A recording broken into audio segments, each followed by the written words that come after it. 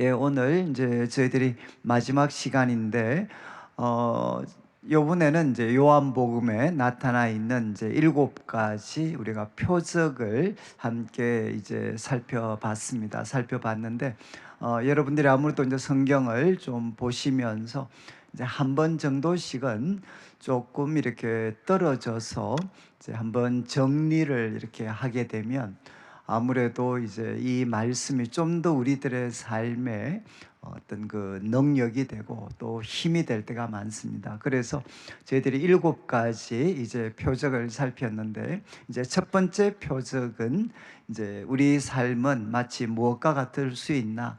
이 포도주가 떨어진 잔치집과 같을 수가 있습니다. 그래서 우리 그 삶에 참 또 빈잔이 생기고, 그래서 잔치집과 같은 이 집이 우리들의 삶이 자칫하면 이렇게 전쟁터로 바뀔 수 있는 이런 그 위기에 우리가 놓일 수 있습니다. 그런데 예수님은 누구신가 하면 바로 이 삶의 빈잔에 참 기적을 기쁨으로 가득 채워주시는 분이시다. 그래서 우리들의 참 이 물과 같은, 이런 표현이 좀 뭐 적절하지는 않겠지만, 이제 물과 같은 우리들의 그 인생을 우리 주님께서는 포도주와 같은 인생으로 참 바꾸어 주시는 분이시다. 그래서 우리들의 삶에 참 이 잔치가 깨어지는 것 같을 때 우리가 주님께 나아가면 우리들의 인생, 물과 같은 우리들의 인생을 우리 주님은 포도주와 같은 인생으로 이제 바꾸어 주십니다. 그래서 이것은 3장의 거듭남에 대한 교훈과 밀접하게 이제 연관이 됩니다. 그리고 두 번째 표적, 그리고 세 번째 표적은 치유와 관계되는 겁니다. 치유. 그래서 두 번째 표적은 이제 예수님께서 바로 왕의 신하의 아들이 이제 죽어가고 있고, 그리고 그가 찾아왔을 때 우리 예수님께서 내 아들이 살아있다 이렇게 말씀하셨죠. 내 아들이 살아있다 말씀하셨을 때 예수님께서는 지금 가나에 계시고, 그리고 죽어가는 아들은 가브나움에 있지만 예수님께서 내 아들이 살아있다라고 말씀하실 때 바로 그 아들이 살아나게 되는 이제 놀라운 그 표적이 나타나게 됩니다. 그래서 우리가 살아갈 때 우리가 사랑하는 사람들이 이제 고통을 당할 때가 있습니다. 그렇지만 우리 예수님은 누구신가? 바로 여기에도 구원자가 되시고 우리에게 기적의 주님이 되십니다. 그래서 우리 사랑하는 자녀들, 이런 분들이 참 이렇게 죽어갈 때 우리 주님은 내 아들과 내 딸이 살아있다라는 말씀으로 바로 치유하실 수 있는 분이시다. 그리고 이제 세 번째 우리가 표적은 바로 5장에 나왔던 예수님께서 베데스다, 정말 이름은 자비의 집이지만 자비가 없는 이 베데스다, 그래서 1등만이 살아남을 수 있는 이 베데스다 연못에서 가장 이제 낙오자가 된 인물이죠. 38년 된 그 병자, 그 병자를 우리 예수님께서는 일어나 내 자리를 들고 가라, 그래서 예수님께서는 그를 일으켜 주셨습니다. 그래서 예수님은 뒤에 나오는 5장에 나오는 긴 가르침을 통해 우리 예수님은 누구신가? 생명을 주시고, 그리고 그분은 심판하시는 분이십니다. 5장에서 예수님은 생명을 주시고, 그리고 그분은 심판하시는 분이시다. 그런데 그분의 말씀을 듣는 자가 어떻게 되느냐? 듣는 자는 살아날 것이다. 바로 이 생명을 가지고 계신 예수님, 그분의 말씀을 들을 때 우리는 살아나게 됩니다. 그래서 세 번째 비유는 예수님께서는 바로 우리가 낙오자가 되었을 때 일어나 내 자리를 들고 가라, 이렇게 해서 우리를 살리시고 치유하시는 분이시다. 그리고 이제 네 번째, 다섯 번째, 여섯 번째 이 세 가지는 이제 광야와 같은 인생을 이제 배경으로 하고 있습니다. 광야. 여러분 출애굽의 경험들을 잘 한번 생각해 보시면 거기에는 언제나 긴급했던 것이 뭔가 하면 바로 먹는 만나, 그리고 마시는 물, 그리고 또 무엇이 필요했는가? 거기에는 빛이 필요했습니다. 빛. 그래서 우리 주님께서 불기둥으로, 구름 기둥으로 인도를 하셨죠. 그래서 4, 5, 6은 이 우리 광야에, 우리가 광야와 같은 인생을 살아갈 때 이제 첫 번째 우리가 이제 그 6장에 나왔던 네 번째 표적은 바로 오병이어였습니다. 오병이어. 그래서 예수님께서는 이 말씀을 이 표적을 통해서 예수님은 자신이 생명의 떡이다라는 것을 우리에게 보여주셨습니다. 그래서 우리가 참 우리들의 인생에 모자람이라는 문제가 생겼을 때, 이 결핍의 문제가 생겼을 때, 그때 이제 말씀을 통해서 우리가 가지고 있는 오병이어를 찾아보고, 그리고 그것을 예수님께 드려서 예수님의 복주심을 우리가 받고, 그리고 우리가 순종할 때, 그분의 말씀에 순종할 때 바로 그 결핍의 현장이 하늘의 잔치로 바뀌게 되는 내용들을 저희들이 함께 살펴봤고, 이 말씀을 통해 예수님은 자신이 이 세상에 생명의 떡이라는 것을 명백하게 보여주셨습니다.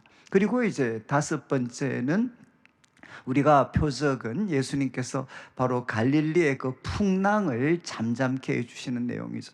그래서 이 호수, 바다는 뭔고 하면 이제 악이 요동치는 세상입니다. 악이 요동치는 세상.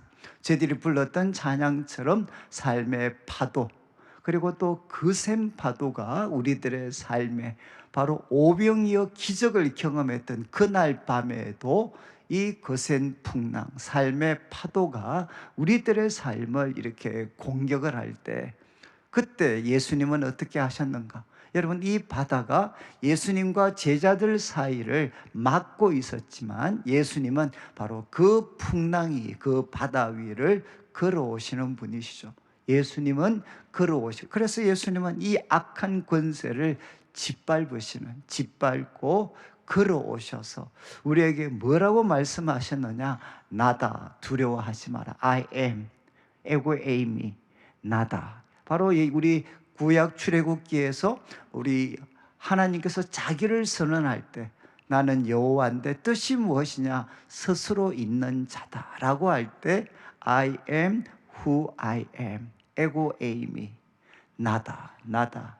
바로 나니까 두려워하지 마라. 이렇게 예수님께서 말씀을 하셨습니다. 그래서 다섯 번째 표적을 통해서는 광야와 같은 인생을 살아갈 때 거센 그 삶의 파도, 또 악의 그 어떤 요동시키는 힘이 우리를 흔들려고 할 때, 그때 우리가 주님은 어떤 분이신가? 그것을 제압하시고 가까이 오시고, 그리고 나다, 두려워하지 마라.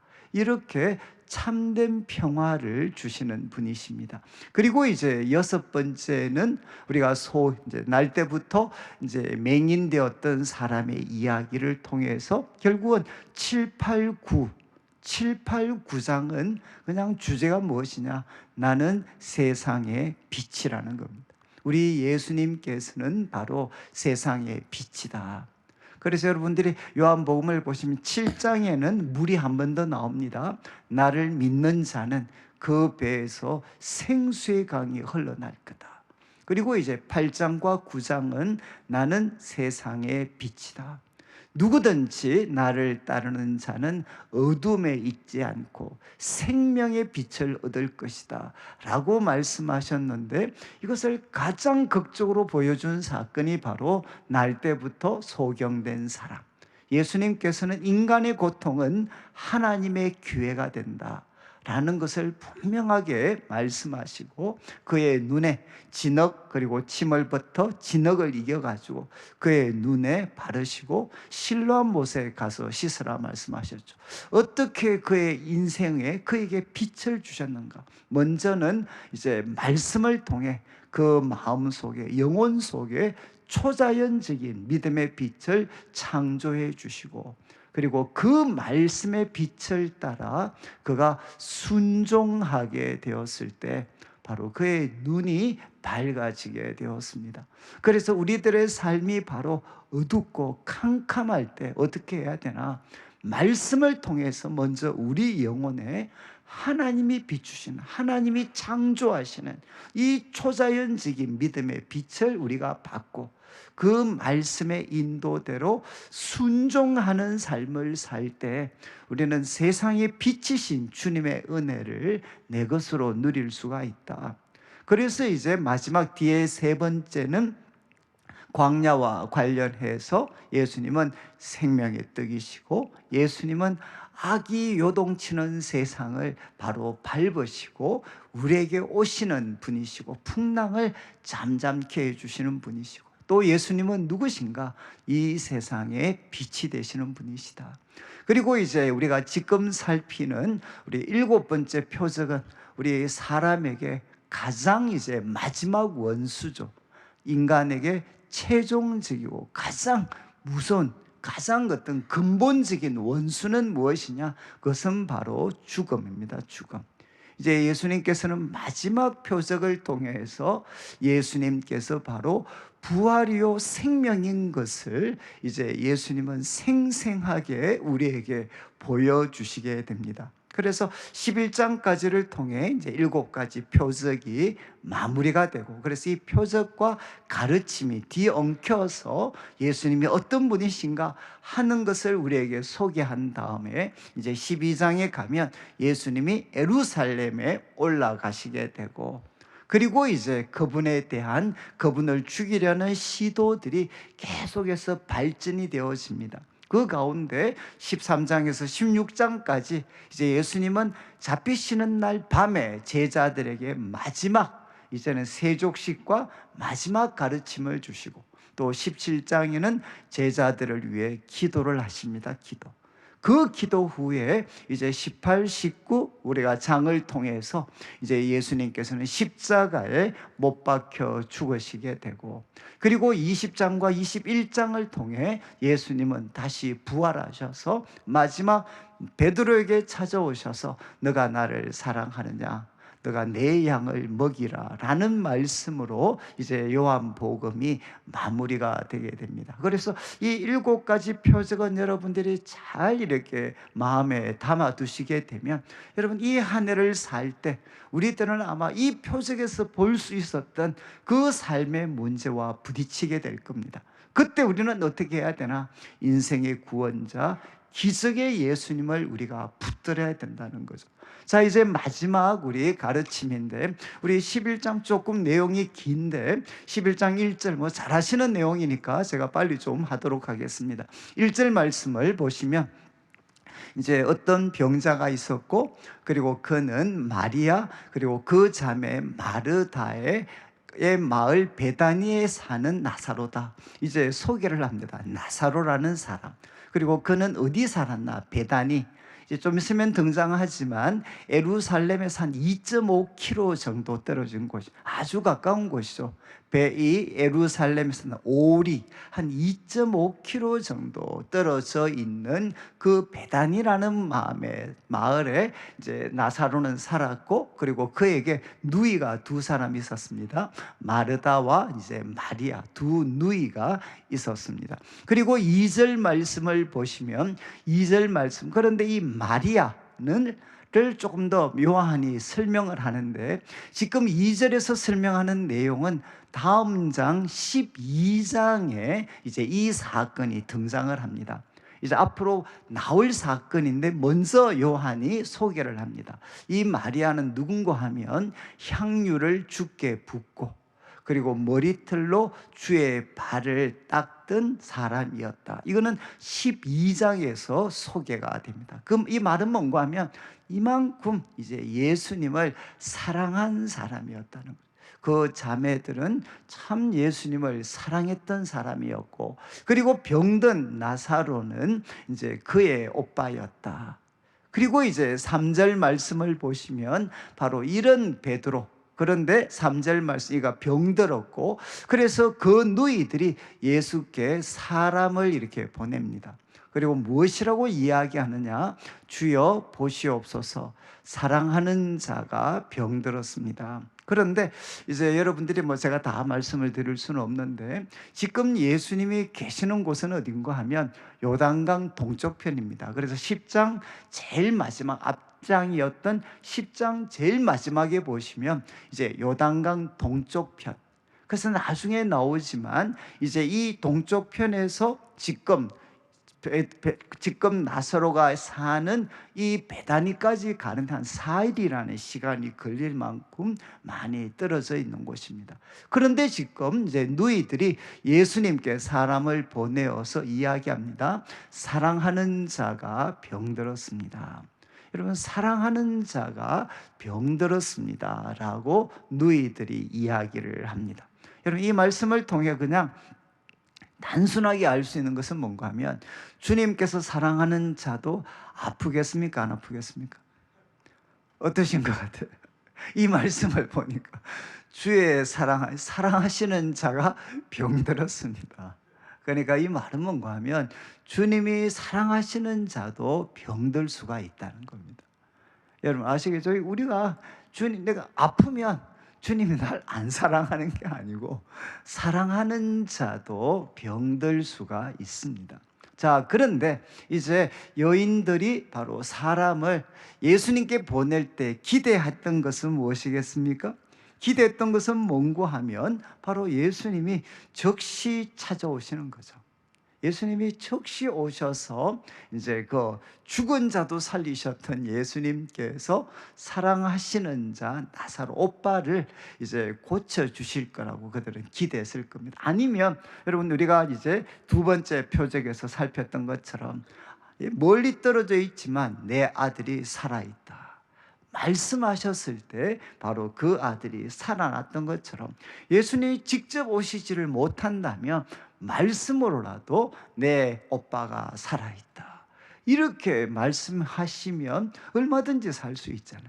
그래서 어쩌면 이 소식을 전할 때 이제 여인들은 아마 이것을 기대했을 겁니다. 예수님이 직접 오셔서 고쳐주시거나 아니면 말씀으로 고쳐주시거나 아마 이런 기대를 했을 것 같습니다. 자, 그런데 4절 말씀에 예수님은 어떻게 행동하시나?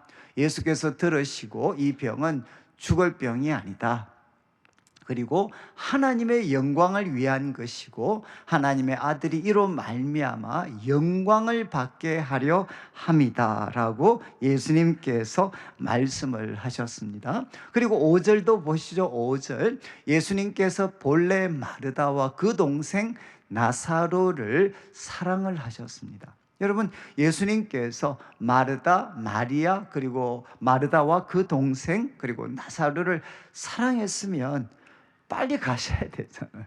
아니면 말씀으로라도 하시든가. 그런데 6절 말씀에 사랑하셨는데 6절 말씀, 나사로가 병들었다 함을 들으시고 그 계시던 곳에 이틀을 더 유하셨다. 가지 않으시고 어떤 행동도 하지 않으시고 이틀을 더 그곳에 머물러 계셨다는 겁니다. 그리고 이 기간 중에 결국 이제 나사로는 죽게 됩니다. 자, 이제 이 4절부터 6절까지 말씀을 통해 여러분 그냥 성경을 대하실 때 좀 읽으시고 그냥 주는 교훈들을, 성경이 기록된 교훈들을 한번 찾아보는 거죠.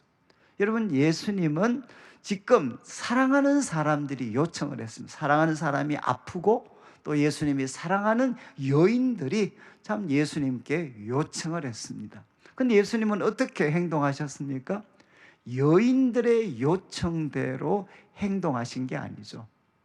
여러분, 우리 예수님께서는 바로 그 여인들, 그 어떤 마르다와 마리아의 기대대로 예수님께서 움직이신 것이 아니고 우리 예수님의 뜻과 의도대로 그분은 움직이는 분이십니다. 그래서 예수님께서 분명하게 말씀하셨죠. 이 병은 죽을 병이 아니고 하나님의 영광을 위한 것이다.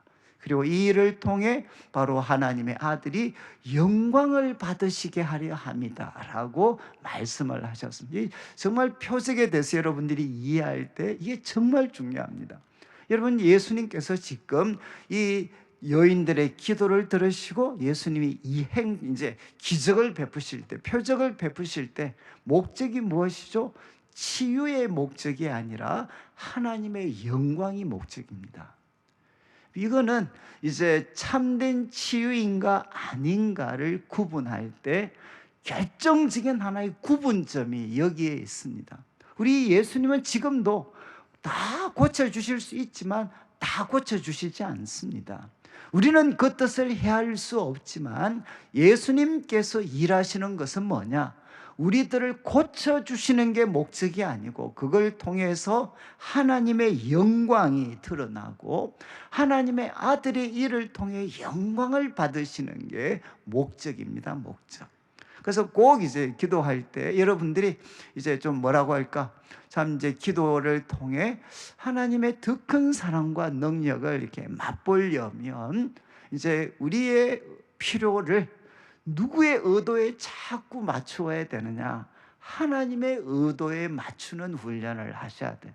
내 필요를 채워달라는 게 아니라 하나님 이 일을 통해 하나님의 영광이 드러나고 또 이 일을 통해 하나님의 아들 예수님의 영광이 드러날 수 있도록 하나님 일해 주십시오. 역사해 주십시오.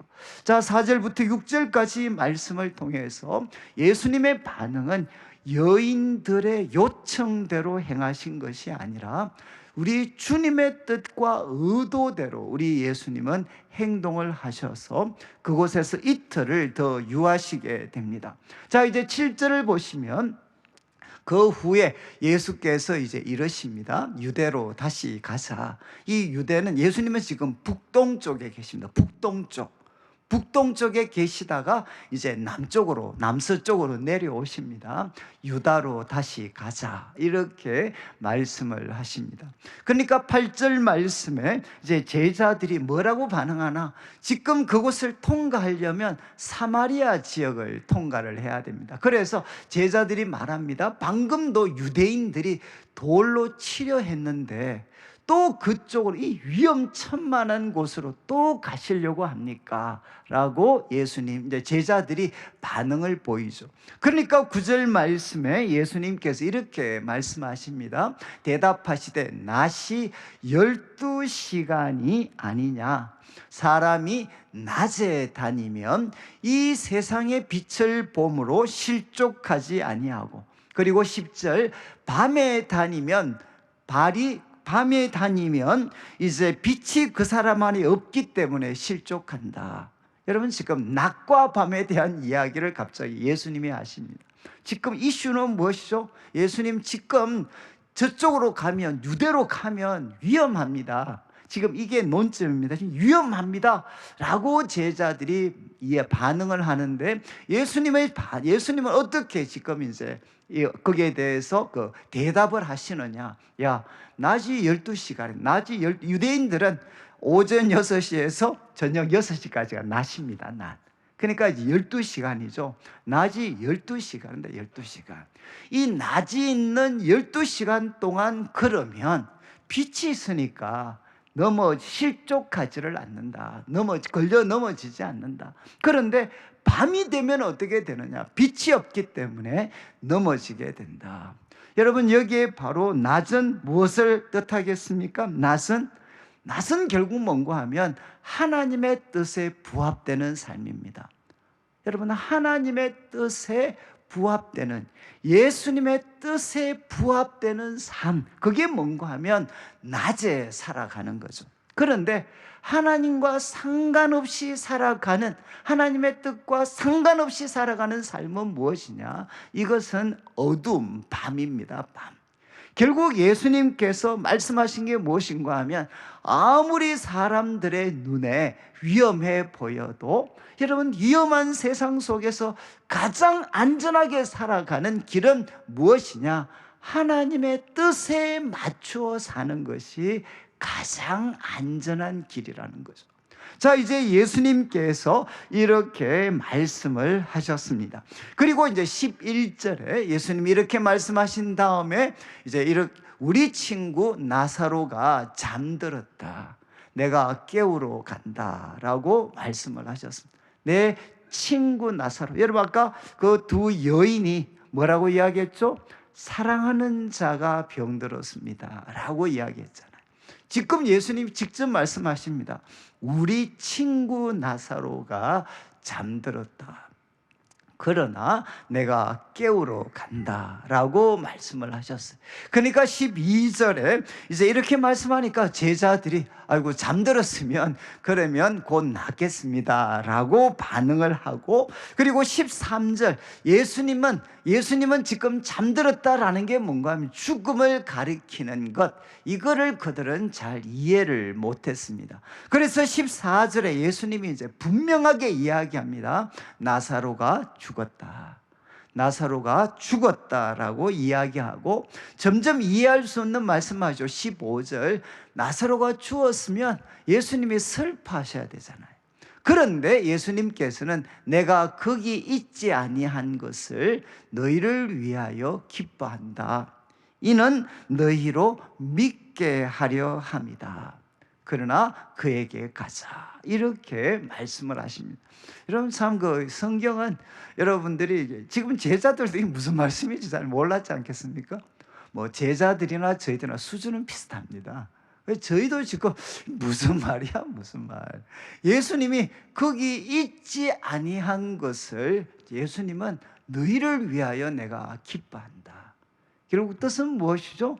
바로 이 사건, 예수님이 그곳에 같이 있지 않았기 때문에 지금 제자들은 오히려 믿게 되는, 우리 예수님이 누구신지 믿게 되는 정말 귀한 기회가 그들에게 주어졌다는 겁니다. 그래서 예수님 말씀합니다. 그에게로 가자. 예수님은 그에게로 가자. 이럴 때 16절 말씀, 이제 디두모라 하는 도마가 다른 제자들에게 말합니다. 우리도 주와 함께 죽으러 가자. 여러분 참 이 사람은 양면이 있습니다. 이 도마는 누구죠? 회의론자거든요. 회의론자. 그리고 손으로 만져보지 않으면, 눈으로 보거나 손으로 만지지 않으면 여러분 이렇게 안 믿는 사람입니다. 그런데 또 이런 사람이 지금 뭐라고 이야기하죠? 우리도 주와 함께 죽으러 가자. 그러니까 정말 이렇게 계산적이고 이런 사람이 또 한번 팩 돌면 어떻게 되나? 주와 함께 죽으러 가자.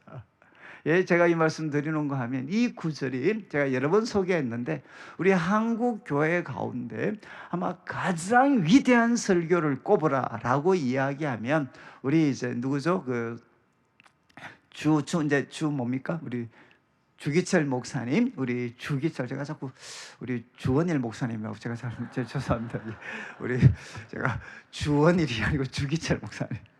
우리 주기철 목사님의 일사각오라는 설교가 있어요. 그분이 바로 이제 참 옥에서 나오셔서 결국은 이렇게 부인이 이제 다시 이렇게 이제 순교에 어떤 참 그쪽으로 도전을 했을 때 이제 어떻게 보면 이제 주기철 목사님의 마지막 설교일 수 있죠. 그 어떤 일사각오. 그런데 그 설교의 본문이 바로 이겁니다. 우리도 주와 함께 죽으러 가자. 이렇게 이제 도마가 이야기를 합니다. 여러분 지금까지 제가 말씀드렸던 우리 7절부터 16절까지 말씀을 보면 우리 예수님 누구시죠? 우리 예수님은 누구십니까? 제자들이 맞고 거기에는 죽음의 위기가 기다리고 있어도 우리 예수님은 누구십니까? 바로 이제 이 어떤 그 나사로를 찾아가시는 분이시죠. 여러분 앞에는 그들의 프로그램대로 예수님은 움직이지 않으셨습니다. 그러나 예수님은 그들을 사랑하지 않으신 것이 아니고 예수님은 그를 사랑을 하셨고, 그리고 그분의 바로 시간표대로 지금 사람들이 돌로 치려고 하고 제자들이 막아서지만 우리 주님은 어떻게 하시나? 여러분 이것을 뚫고 지금 나사로를 향해 가고 계시는 분이십니다. 그래서 성령이 이야기하는 것은 무엇이냐? 우리 예수님은 누구신가? 바로 우리를 향해 오고 계시는 분이십니다.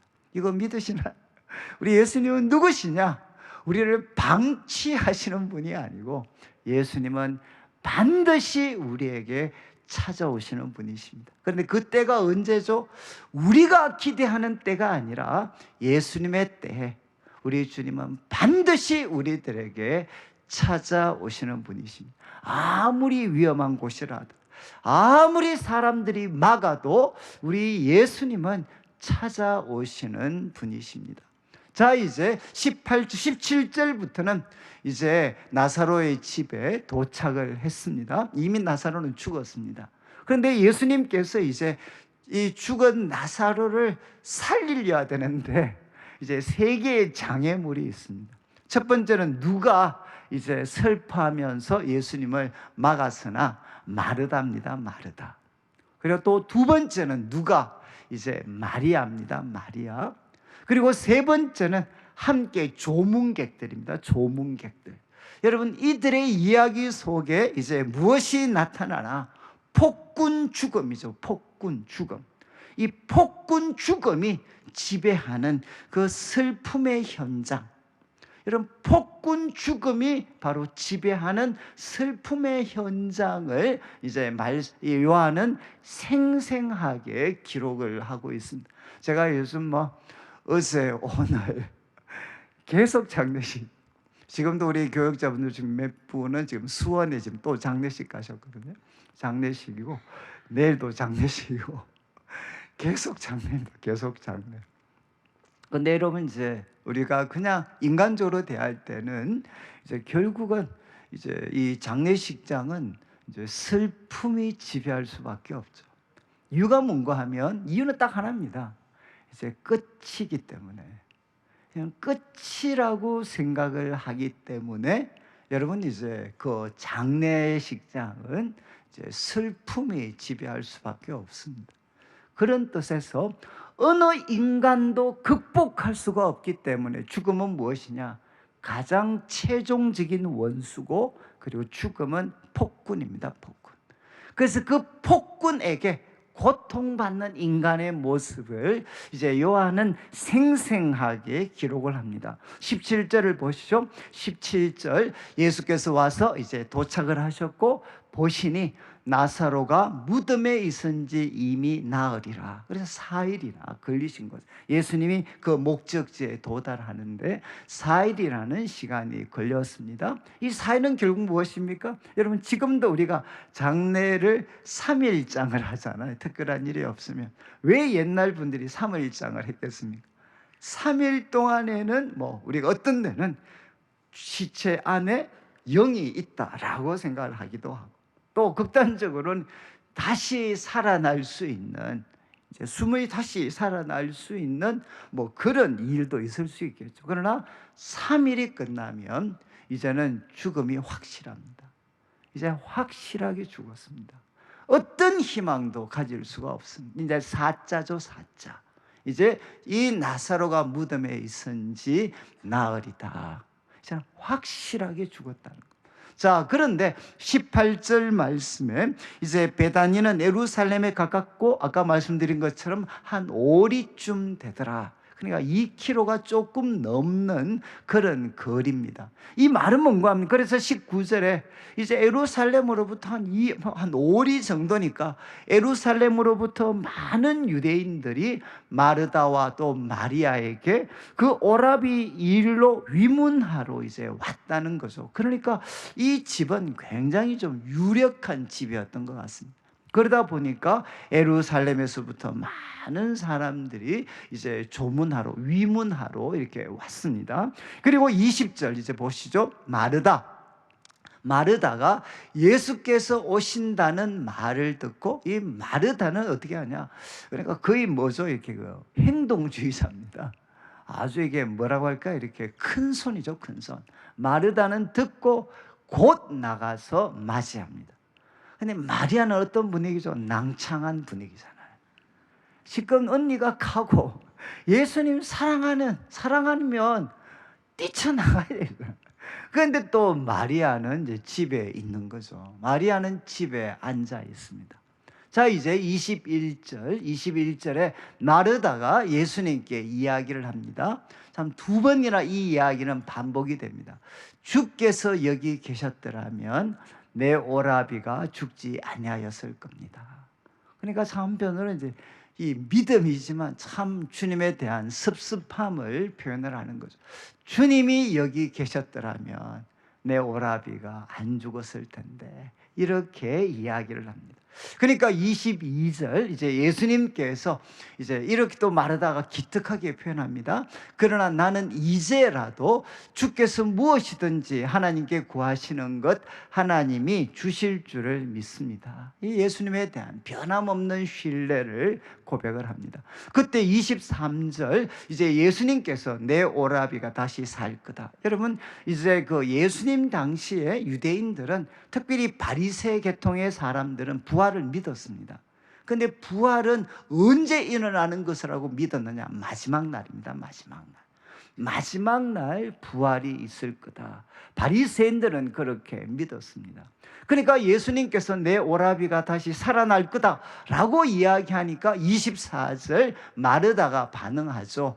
마지막 날 부활 때는 다시 살아날 줄을 내가 압니다. 그러니까 당시 많은 바리새인들도 공유하고 있었던 마지막 날에 의인의 부활이 있을 거다. 이렇게 이제 마르다가 고백을 합니다. 그런데 그때 이제 25절, 우리 예수님께서 정말 유명한 말씀이죠. 나는 부활이다. 그리고 나는 생명이다. 나를 믿는 자는 죽어도 살겠고, 그리고 또 26절, 이제 물어 살아서 나를 믿는 자는 영원히 죽지 아니할 거다. 이렇게 예수님 말씀하시고, 이것을 너가 믿느냐라고 질문을 하셨습니다. 그때 27절, 참 마르다가 놀랍게 반응하죠. 주여, 그렇습니다. 그리고 주님은 그리스도시고 세상에 오시는 하나님의 아들이신 줄을 내가 압니다. 이렇게 이제 이 마르다가 반응을 보이는 거죠. 여러분, 이거는 이제 제가 볼 때 50대 50입니다. 정말 마르다가 반응을 정말 믿습니다. 예수님의 말씀이니까. 정말 주님 부활이요 생명이시고, 예수님을 믿는 자는 죽어도 살 거고, 살아서 나를 믿는 자는 영원히 죽지 아니할 것 제가 믿습니다. 그리고 주님은 그리스도시요 세상에 오시는 하나님의 아들이십니다. 이렇게 그가 고백하고, 아마 진심이었겠죠. 그렇지만 또 다음 이제 우리가 좀 있으면 살피는 장면을 보면, 그가 지금 예수님이 나사로를 살리실 수 있다라는 믿음은 그가 갖지를 못했습니다. 근데 여러분, 참 저는 예수님이 참 이렇게 또 감사한 거는, 주는 그리스도시요, 주여 그렇습니다. 주는 그리스도시요 세상에 오시는 하나님의 아들이십니다. 그래서 예수님 믿는 자는 죽어도 살겠고, 살아서 예수님 믿는 자는 영원히 죽지 않습니다. 그래서 아멘 이렇게 했을 때 예수님께서 이렇게 반응 안 하셨어요? 네 진짜 믿나? 우리 예수님 이렇게 반응 안 하셨어요. 그래서 저는 성경을 볼 때, 물론 이게 좀 조심스러운 편이지만, 참 제가 그래도 마음이 위로받을 때가 언젠가, 우리 예수님께서 적당히 속아주시는구나. 예수님께서 그냥 믿습니다 라고 이야기하면 그냥 그렇게 받아들여 주셔요. 그렇지 않나요? 우리 예수님께서 안 따지십니다. 그래서 내가 믿습니다. 그러니까 28절 보시죠. 이 말을 하고 돌아가서 이제 자매 마리아를 이렇게 부르게 됩니다. 선생님이 오셔서 너를 부르신다. 참 이 교회에도 마리아 같은 분들이 많아요.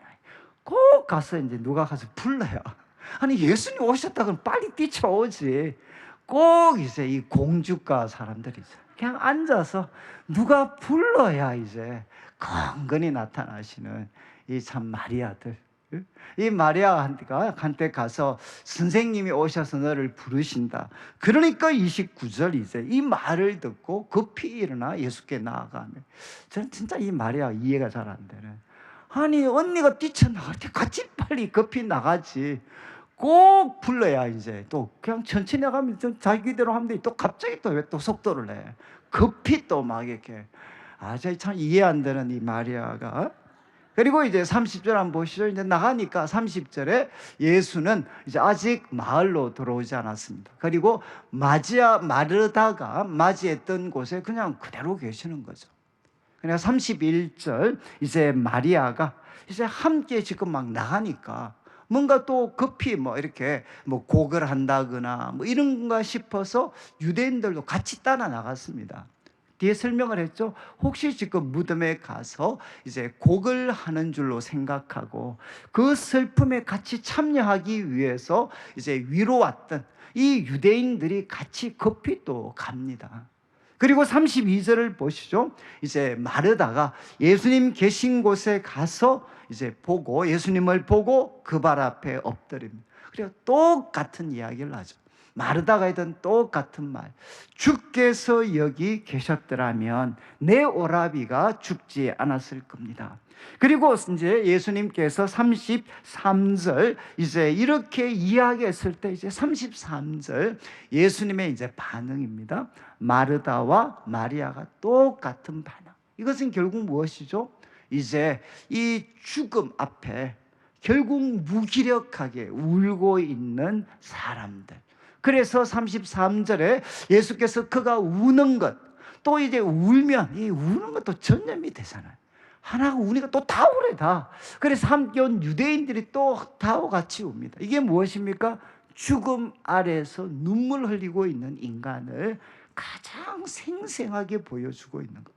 그래서 이것을 보시고 예수님은 심령에 비통히 여겼다. 이 비통히 여겼다는 말의 원어적인 뜻은 무엇이냐?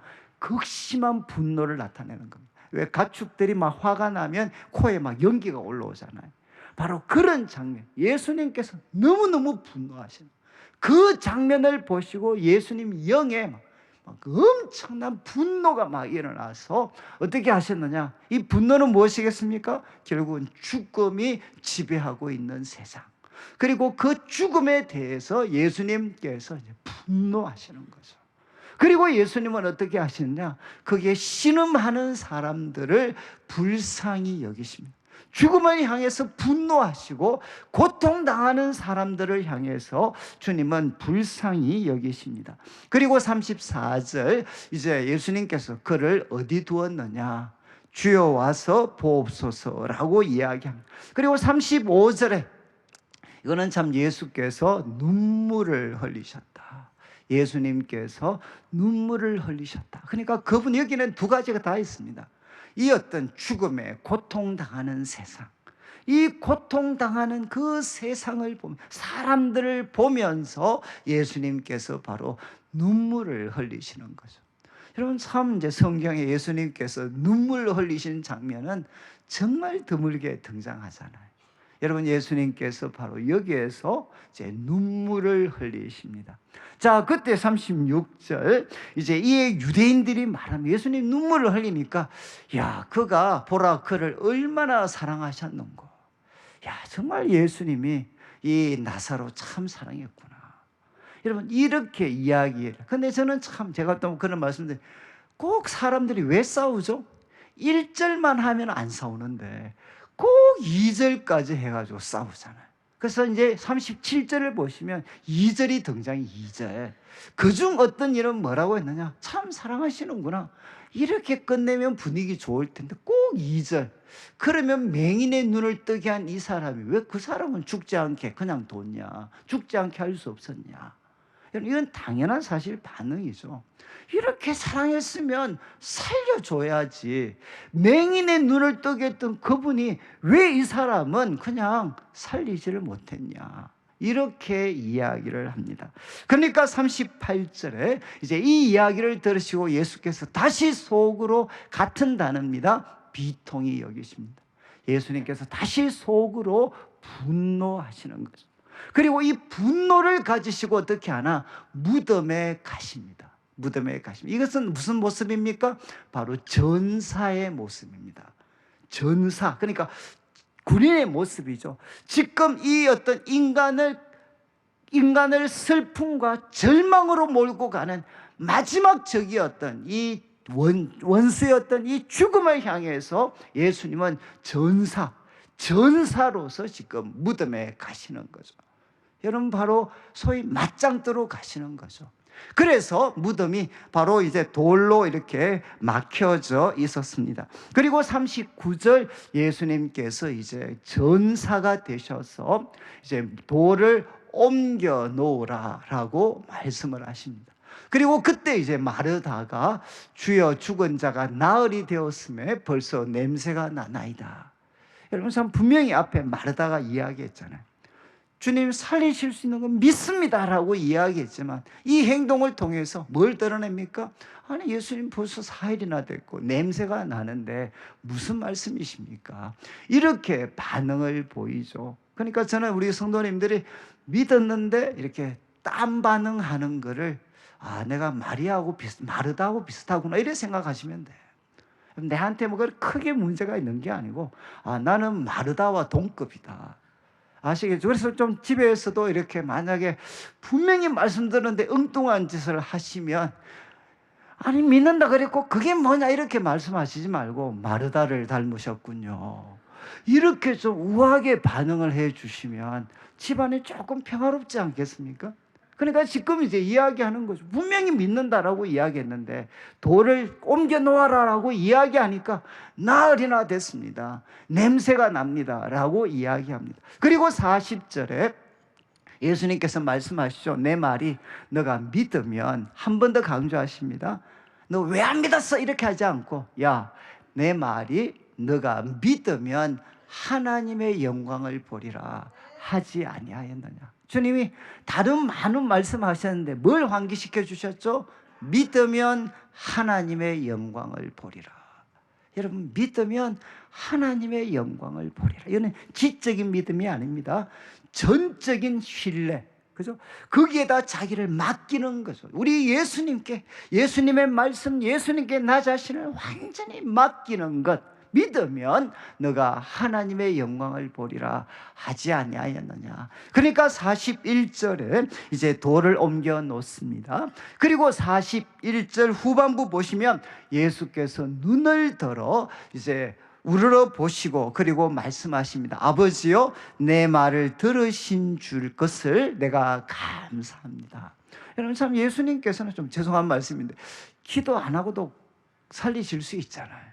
근데 예수님께서 바로 아버지여, 내 말을 들으신 거 감사합니다. 그래서 눈을 들어 바로 하늘을 우러러 보시는 거죠. 여러분 예수님께서는 인간인 우리가 어떻게, 인간의 몸을 입은 우리가 어떻게 하나님을 대해야 하는가 하는 것을 명백한 본으로 우리에게 보여주시는 거죠. 우리 예수님도 여러분 하늘을 우러러 보시고 이제 기도를 하셨습니다. 아버지, 바로 내 말을 들으신 것 감사합니다. 그리고 42절, 항상 내 말을 들으시는 줄 내가 알았습니다. 그런데 지금 이렇게 말하는 것은 이 둘러선 무리들 때문인데 아버지께서 나를 보내신 것을 그들로 믿게 하려 함이라. 믿게 하려 함입니다. 우리 주님의 원하심이 무엇이죠?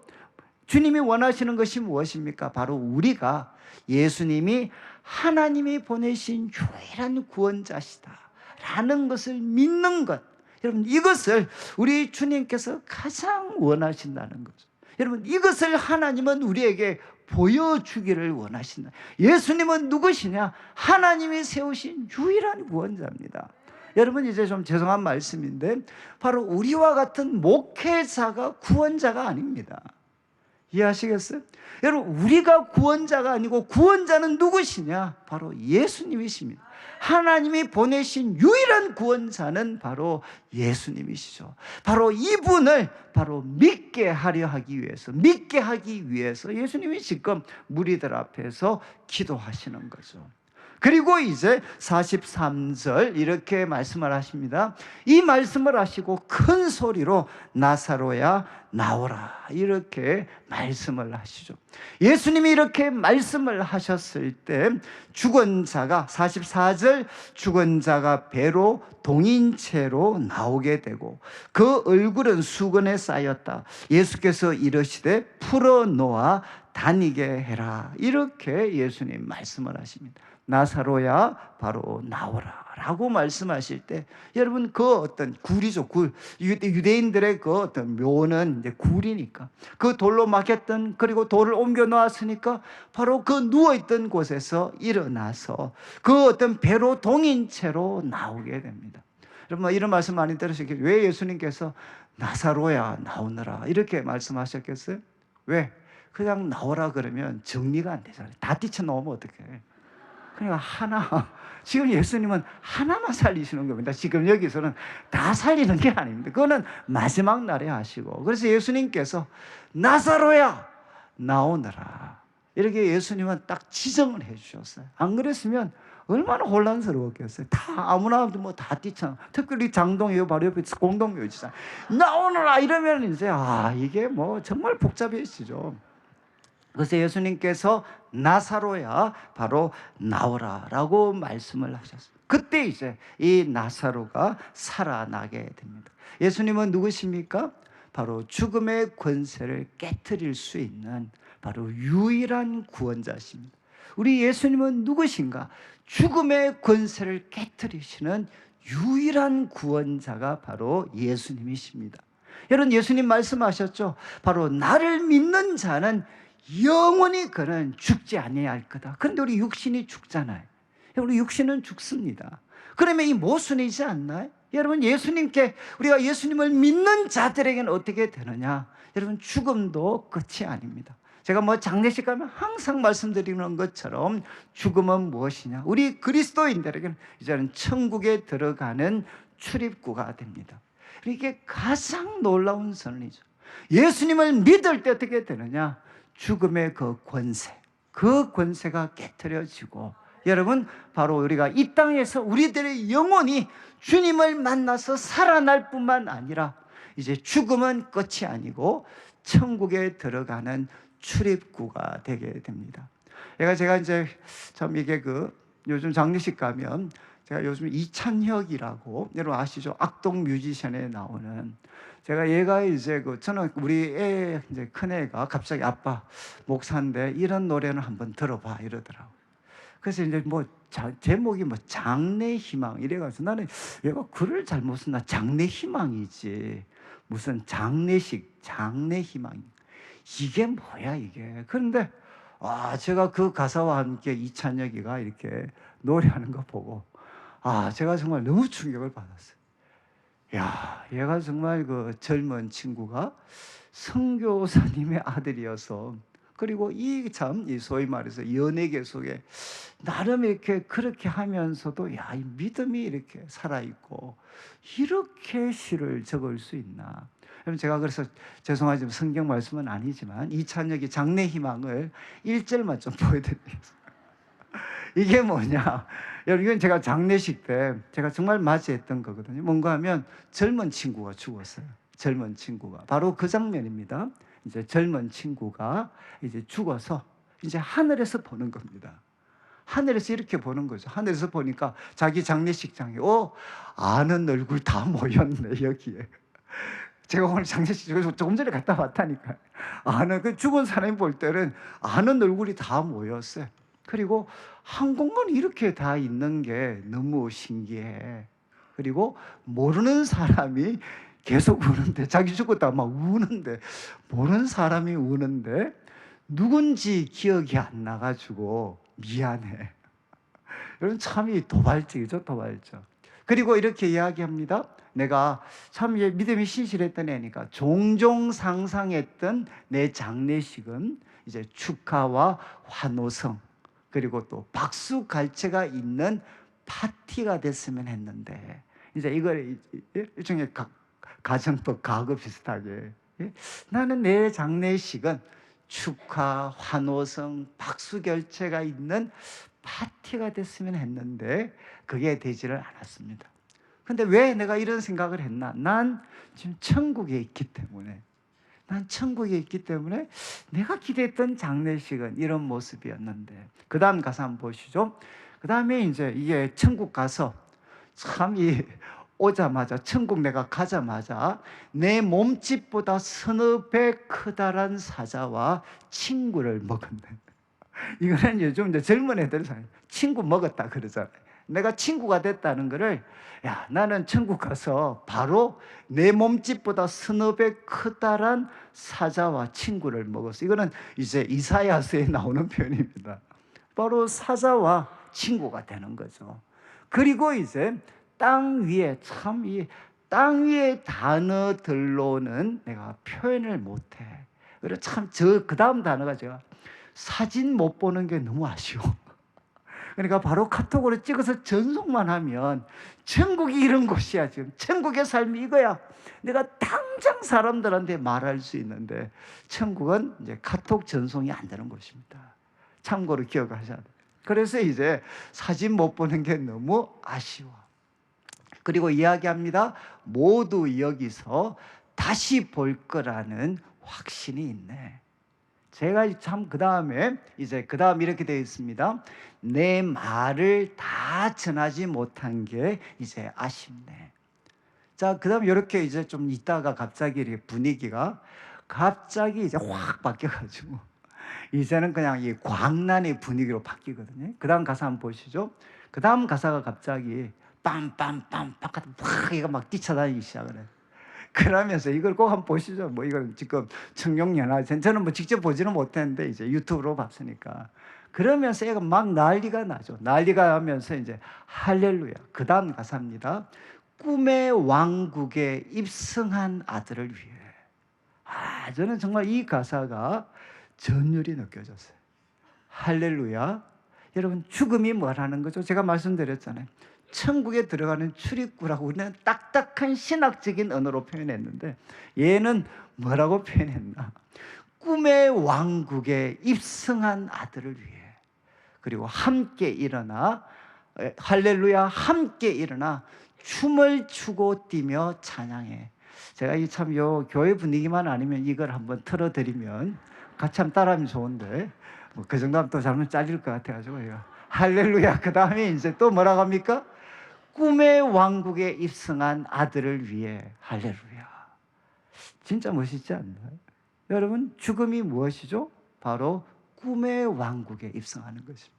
그래서 우리 그리스도인에게는 사실 이게 머리로 여러분들이 생각하는 거지만 우리가 눈 뜨면 경험할 수 있는, 여러분, 우리 그리스도에게는 죽음은 무엇이냐? 이것은 꿈의 왕국에 입성하는 최고의 날이 됩니다. 그래서 제가 장례식 가면 우리 어머님 말씀 제가 꼭 드리는데, 우리 어머님 돌아가셨을 때 77세에 이제 파킨슨으로 좀 고생하시다가 뭐 갑자기 돌아가셨어요. 그래서 참 제가 이 마음이, 그래도 제가 이 항상 평생에 가장 이제 무거운, 그래도 내가 사명감처럼 느꼈던 게 우리 어머니를 좀 잘해주는 거였는데, 근데 이제 어머님이 이렇게 좀 일찍 그렇게 돌아가셨죠. 그래서 그때는 정말 슬펐다. 근데 그때 막 그렇게 슬픔에 빠져 있을 때 참 우리 어머님께서 마치 저한테 정말 이렇게 찾아오신 것처럼 생생하게 저한테 말씀해 주셔요. 야, 관영아, 나는 지금이 제일 좋다. 이렇게 말씀하셨어요. 야, 관영아, 나는 지금이 제일 좋아. 네가 아무리 아들로서 나한테 잘한다고 한들 내가 천국에서 지금 누리는 이 기쁨에 비하면 아무것도 아니야. 나는 지금이 제일 좋다. 이렇게 정말 생생하게 그 말씀이 저한테 들려졌어요. 그리고 나니까 뭐가 됐느냐? 이제 어머님에 대한 이제 슬픔이 제 마음에서 사라지게 돼요. 야, 우리 어머니 지금 바로 우리 어머니 바로 나는 지금이 제일 좋다. 우리 어머니 제일 좋은 곳에 있구나.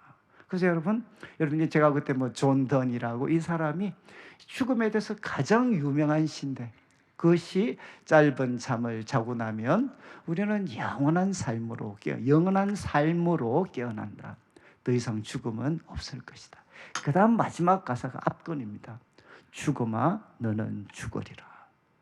여러분, 그리스도인에게 죽음은 역설입니다. 우리가 죽는 순간이 아니라 죽음이 죽는 순간입니다. 그래서 예수님 말씀하시죠. 죽음이 죽는 게 무엇이죠? 그게 바로 부활입니다. 그렇지 않나요? 죽음이 죽는 순간이 바로 부활이죠. 나는 부활이요, 나는 생명이다. 나를 믿는 자는 죽어도 살 것이고, 그리고 나를 살아서 믿는 자는 영원히 죽지 아니할 거다. 여러분, 저는 우리 성도들이 그냥 한번 이 이찬혁이가 젊은 친구가 불렀던 노래이지만 한번 가사 이렇게 생각을 해보시면, 여러분, 바로 죽음은 무엇인가? 바로 꿈의 그 궁전에 우리가 들어가는 우리 인생 최고의 순간입니다. 그래서 그날은 정말 이 아이가 노래했던 것처럼 난 참 축제가 됐으면 좋았었는데, 그리고 나 지금 사진 못 보내는 게 너무너무 아쉬워. 여러분, 우리들의 삶의 최고의 순간, 예수님은 누구십니까? 죽음의 권세를 깨뜨리신 유일한 구원자, 승리자가 바로 우리 예수님이십니다. 저는 그래서 참 이 죽음의 영이 이 세상을 듣고 있지만, 여러분, 부활이요 생명이신 예수님을 우리가 믿고 죽음에 짓눌려 살아가는 인생에게 죽음 너머에 있는 하나님의 나라, 이 꿈의 왕국을 보여줄 수 있는, 그리고 이 꿈의 왕국을 향해서 살아갈 수 있는 우리 성도들이 되셔서 정말 이 세상에서 영원히 참된 것이 무엇인지를 보여주는 주의 백성들 되시기를 주님의 이름으로 축원합니다.